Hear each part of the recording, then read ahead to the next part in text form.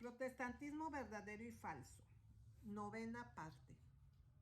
Los sufrimientos de los bautistas. De todas las plagas que hasta ahora de los puritanos de Nueva Inglaterra eran temidos y odiados, los bautistas, o como se les apodaba a los anabautistas, fueron los más grandes. No era uno de las menores las ofensas de Roger Williams, que era bautista. Poco después del destierro de Roger Williams, Thomas Shepard de Charlestown, en el sermón antes mencionado titulado Bálsamo para los ojos, había dicho al gobernador y a los magistrados que los anabautistas alguna vez han sido vistos por los líderes piadosos de este pueblo como una costra. Y el presidente de la Universidad de Harvard dijo que algo tan duro como un anabautista de Nueva Inglaterra no debe ser tratado con ternura.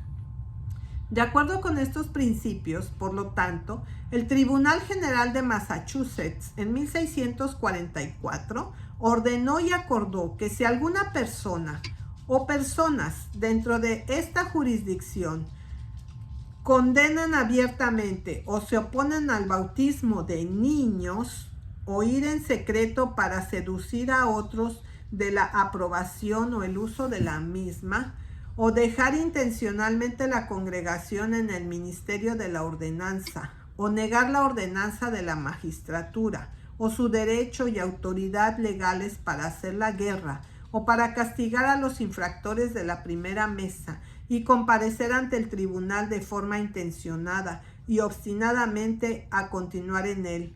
Después de tiempo y medios de convicción, toda persona o personas de esa índole serían condenadas al destierro. En el año 1649, Hildred entrega la copia de una ley que incorpora las disposiciones antes citadas con otros puntos importantes. Parece ser la misma ley, pero si realmente pertenece a 1649, debe ser una nueva promulgación con adiciones. Funciona así. Aunque ningún poder humano puede ser señor de la fe y conciencia de los hombres, porque los que traen herejías condenables tienden a la subversión de la fe cristiana y la destrucción de las almas de los hombres, debe ser debidamente refrenado de tan notorias impiedades.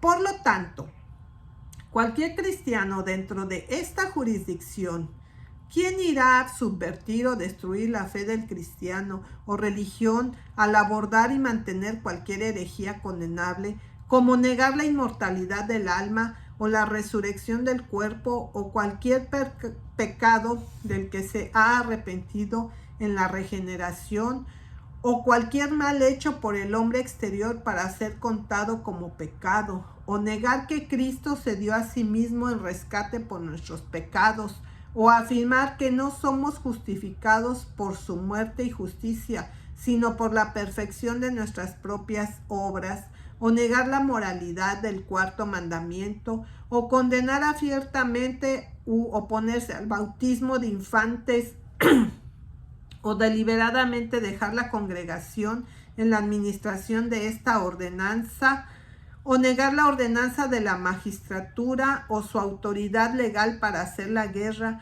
o castigar las infracciones externas de la primera mesa, o se esfuerce por seducir a otros a cualquiera de los errores y herejías antes mencionados, cualquiera de ellos estará sujeto a destierro.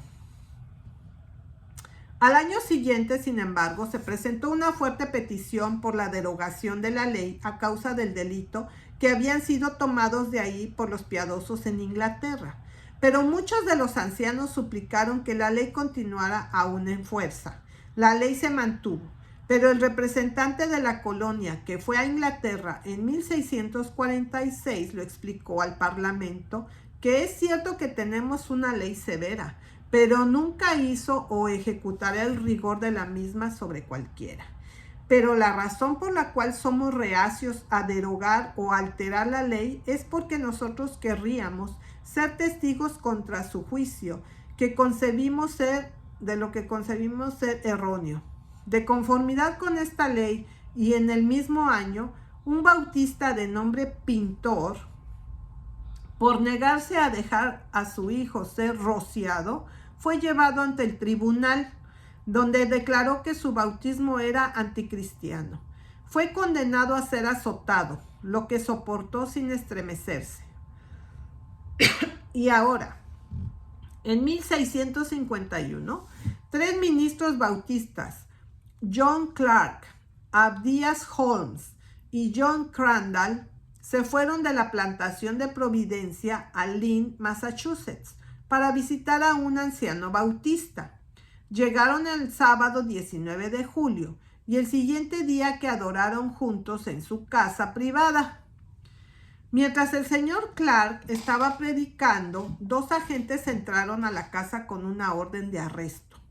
Ciertas personas erróneas que eran extranjeros. Los 3 ministros fueron llevados a la vez para la taberna y se les notificó que debían asistir al culto en la iglesia parroquial por la tarde. Ellos protestaron diciendo que si los obligaban a entrar en la casa de reuniones, estarían obligados a disentir del servicio. El alguacil les dijo que no era cosa de él. Se le había dado la orden de llevarlos a la iglesia y a la iglesia debían ir. Como entraron en la casa de reuniones, la congregación estaba en oración y los 3 prisioneros se quitaron el sombrero. Pero tan pronto como terminó la oración, se pusieron de nuevo el sombrero y empezaron a leer en sus asientos. Los oficiales les ordenaron que se quitaran el sombrero de nuevo. Cuando terminó el servicio, el anciano Clark pidió permiso para hablar. Su solicitud fue concedida con la condición de que no hablara de lo que acababa de oír predicar. Comenzó a explicar por qué se había puesto el sombrero, diciendo que él no podía juzgar que estaban reunidos de acuerdo con el orden visible del Señor. No se le permitió continuar y los 3 fueron encerrados por la noche. El martes siguiente los llevaron a Boston y los pusieron en prisión. El 31 de julio fueron juzgados ante el juzgado de ayudantes y fueron multados. Clark, 20 libras, Holmes, 30 y John Crandall, 5. Al comienzo del juicio, el anciano Clark había pedido que se le mostrara la ley bajo la cual estaban siendo juzgados y ahora hizo la misma solicitud de nuevo, pero Endicott interrumpió.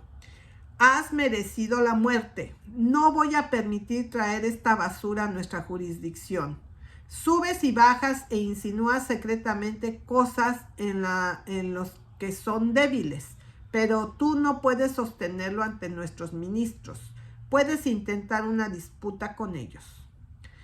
Cuando fueron enviados del tribunal a la cárcel, el anciano Holmes dijo: cuando salí del bar, expresé yo mismo en estas palabras: bendigo a Dios que soy considerado digno de sufrir por el nombre de Jesús. Con lo cual John Wilson, su pastor como lo llaman, me golpeó antes del juicio y me maldijo diciendo: la maldición de Dios vaya contigo. Así que nos llevaron a la prisión. Los bautistas estaban dispuestos a defender sus doctrinas, así como atacar las ceremonias papistas de los puritanos. Por lo tanto, el anciano Clark, tan pronto como llegaron a la prisión, escribió una carta al tribunal y propuso debatir los principios bautistas con cualquiera de sus ministros. Se le preguntó en respuesta cuáles eran los principios bautistas que él debatiría. Clark elaboró 4 proposiciones. La primera, declarando su fe en Cristo. Segundo, que el bautismo o la inmersión en el agua es uno de los mandamientos del Señor Jesucristo y que un creyente o discípulo visible de Cristo Jesús, es decir, uno que manifiesta arrepentimiento hacia la fe en Jesucristo, es la única persona que puede ser bautizada o sumergida en agua, etc. Tercero, que cada uno de esos creyentes en Cristo puede en el punto de la libertad y debe en el punto del deber mejorar ese talento que el Señor le ha dado y en la congregación puede pedir información a sí mismo o si puede hablar a modo de profecía, para edificación, y en todas las ocasiones y en todos los lugares en cuanto a la jurisdicción de su Señor se extiende, puede y debe caminar como un hijo de luz. Y cuarto, testifico que ningún creyente o siervo de Cristo Jesús tiene alguna libertad, mucho menos autoridad de su Señor, para herir a su consiervo, ni con la fuerza o brazo de carne exterior para constreñir o restringir su conciencia, ni su hombre exterior por causa de la conciencia o adoración de su Dios, donde no se ofrece daño a ninguna persona, nombre o estado de otros, siendo cada hombre tal como comparecerá ante el tribunal de Cristo, y deberá dar cuenta de sí mismo a Dios, y por lo tanto debe estar plenamente persuadido en su propia mente para lo que emprende, porque el que duda es condenado si come, y así también se actúa, porque no come ni actúa con fe, y lo que no es de fe es pecado. Al principio se habló, o mejor dicho, un engaño, de que Cotton debatiría con él, pero después de consultar juntos, Cotton declinó, y como la multa del anciano Clark había sido pagada por sus amigos, fue puesto en libertad y se le ordenó salir de la colonia lo antes posible. Los tres se negaron a pagar la multa que se impuso. Crandall fue admitido bajo fianza, pero resolvieron detener al anciano Holmes y hacer de él un ejemplo. Lo que le pasó, él mismo lo cuenta en una carta a sus hermanos en Londres como sigue. Quería decir algunas palabras, pero el señor Nowell respondió, ahora no es el momento de hablar, después de lo cual me despedí y dije, hombres, hermanos, padres y compatriotas, les ruego que me den permiso para hablar algunas palabras, y más bien porque aquí hay muchos espectadores que quieren verme castigado, y lo voy a sellar con mi sangre, si Dios da fuerza, lo que sostengo y practico en referencia a la palabra de Dios y el testimonio de Jesús. Lo que tengo que decir en resumen es esto. Aunque no soy un disputador, pero viendo que debo sellar con mi sangre lo que tengo, estoy dispuesto a defenderme con la palabra y a disputar ese punto con cualquiera que salga para resistirlo. El señor Nowell respondió, ahora no hay tiempo para discutir. Entonces dije yo, deseo dar cuenta de la fe y orden que tengo, y esto lo deseé 3 veces. Pero vino el señor Flint y le dice al verdugo, compañero, haga su oficio, porque este compañero hará un largo discurso para engañar a la gente. Así que yo, resuelto a hablar, le dije a la gente, eso por lo que voy a sufrir es por la palabra de Dios y testimonio de Jesucristo. No, dice el señor Nowell, es por tu error y por ir a seducir al pueblo. A lo que yo respondí, no por error, porque en todo el tiempo de mi encarcelamiento en el que me quedé solo, habiéndose ido mis amigos, ¿cuál de todos sus ministros vino a convencerme del error?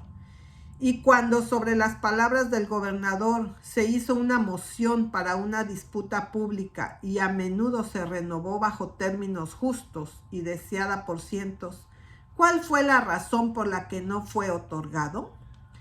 Nowell me dijo que era culpa suya, que se fuera y no discutiría, pero esto los escritos lo aclararán en general. Todavía el señor Flynn llama al hombre para que haga su oficio. Así que antes y en el momento de que me quitaba la ropa, continué hablando, diciéndoles que había aprendido que por todo Boston no entregaría mi cuerpo en sus manos así para ser magullado por otra cuenta. Sin embargo, por esto quisiera no dar una centésima parte de un centavo para liberarlo de sus manos, y que lo hice con tanta conciencia como desabrochar un botón, como hice yo de pagar las 30 libras en referencia a lo mismo. Les dije a ellos además que el Señor, habiendo manifestado su amor hacia mí, en darme arrepentimiento para con Dios y fe en Cristo, y así ser bautizado en agua por un mensajero de Jesús, en el nombre del Padre, el Hijo y Espíritu Santo, con quien tengo comunión con él en su muerte, sepultura y resurrección, ahora he venido para ser bautizado en aflicciones por sus manos, para que pueda tener más comunión con mi Señor, y no me avergüenzo de sus sufrimientos, porque por sus heridas fui curado. Y cuando el hombre comenzó a golpearme en la espalda, le dije a la gente: aunque mi carne desfallezca y mi espíritu desfallezca, Dios no fallará. Así que agradó al Señor entrar y llenar mi corazón y lengua como un vaso lleno, y con una voz audible oro que el Señor no les impute este pecado, y le diga a la gente que ahora descubrí que Él no me falló, y por lo tanto ahora confiaré en y para siempre en quien no me falló. Porque en verdad, cuando los golpes cayeron sobre mí, yo tenía una manifestación tan espiritual de la presencia de Dios como nunca antes, y el dolor externo estuvo tan alejado de mí que bien podría soportarlo, sí, y de alguna manera no lo sentí, aunque fue doloroso. Como los espectadores dijeron, el hombre golpeando con todas sus fuerzas, escupiendo en su mano 3 veces, con un látigo de 3 cuerdas, dándome con ello 30 latigazos. Cuando me soltó del cargo, teniendo alegría en mi corazón y alegría en mi rostro, como los espectadores observaron, les dije a los magistrados: me han golpeado con rosas. Y dijo además: aunque el Señor me lo ha facilitado, yo oro a Dios que no se les impute este cargo. Cuando terminaron los azotes, 2 hombres, John Hassel y John Spur, se acercaron al hombre que sufría y le dieron la mano. Con Hassel sin hablar nada en absoluto y Spur simplemente diciendo: bendito sea el Señor. Sin embargo, ambos fueron multados 40 chelines con la opción de pagar la multa o ser azotados. Ambos se negaron a pagar la multa, pero un amigo pagó a Spur y después de estar en prisión durante una semana, otro pagó a el de Hassel. El azote de Holmes fue de 30 latigazos con un látigo de 3 espigas de cuerda anudada, empuñada con ambas manos. Y era tan severo que cuando lo llevaron de nuevo a la cárcel, su cuerpo lacerado no podía soportar tocar la cama. Por muchos días se vio obligado a descansar apoyado en sus manos y rodillas. En la cárcel vino un viejo conocido con mucha ternura como el buen samaritano, para consolarlo y vendar sus heridas. E incluso contra él información se dio y se preguntó quién era el cirujano. Cuando la carta del anciano Holmes llegó a sus amigos en Londres, lo publicaron, por lo que el Sir Richard Saltonstall escribió a los predicadores de Boston la siguiente carta: reverendos y queridos amigos, a quienes amo y respeto sinceramente. No es poco lo que entristece mi espíritu al escuchar las cosas tristes que se informan diariamente de su tiranía y persecución en Nueva Inglaterra, que ustedes multan, azotan y encarcelan a los hombres por su conciencia. Primero, obligan a tales para entrar en sus asambleas. Como saben, no se unirán a ustedes en adoración, y cuando muestran su disgusto por ella o testifican en su contra, entonces ustedes incitan a sus magistrados a castigarlos por tales afrentas públicas. En verdad, amigos, esta práctica de obligar a cualquiera en asuntos de adoración para hacer aquello de lo cual no están completamente persuadidos es hacerlos pecar, porque así nos dice el apóstol en Romanos 14:23. Y muchos se convierten en hipócritas por ello, conforme a su hombre exterior por miedo al castigo. Oramos por ustedes y deseamos su prosperidad en todos los sentidos. Esperaba que el Señor le hubiera dado tanta luz y amor allí, para que pudiera haber sido ojos para el pueblo de Dios aquí, y no para practicar esos cursos en un desierto que fue muy lejos en lugar de prevenirlos. Estas formas rígidas le han dejado muy abajo en los corazones de los santos.